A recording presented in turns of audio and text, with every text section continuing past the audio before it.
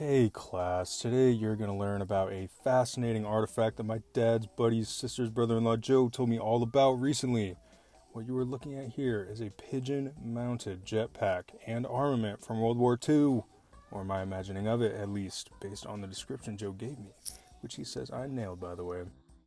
Now, I'm not really sure how Joe knows any of this. He said it was all covered up, and it looks like he's right, as there's no evidence for any of this anywhere.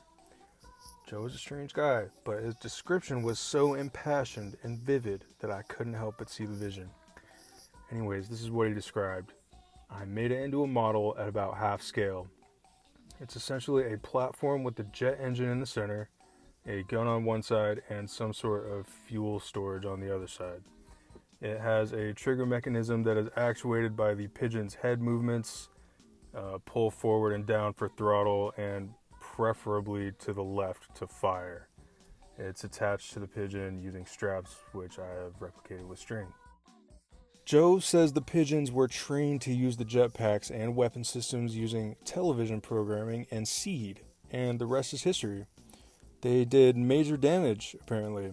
It makes sense, as pigeons are actually very intelligent animals. Now, Joe is probably imagining all this or has fallen victim to some sort of prank, but there are actually a few real examples of humans equipping animals with mechanical instruments of death to wage war. In World War II, the Soviets equipped dogs with bombs and trained them to run under enemy tanks. In July of 1942, 56 of these dogs repelled an attack made by 40 Nazi tanks in a battle near the Sea of Azov.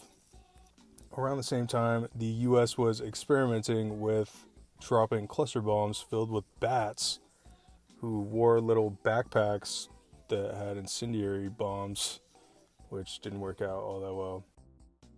In the modern day, dolphins are used by the US and Russia, with Russia, as you may have heard, recently expressing interest in 5 combat dolphins.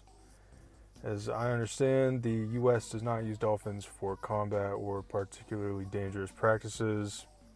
Russia, on the other hand, who knows, they might be training killer dolphins. Well, that about does it. Thanks for tuning in and have a blessed holiday.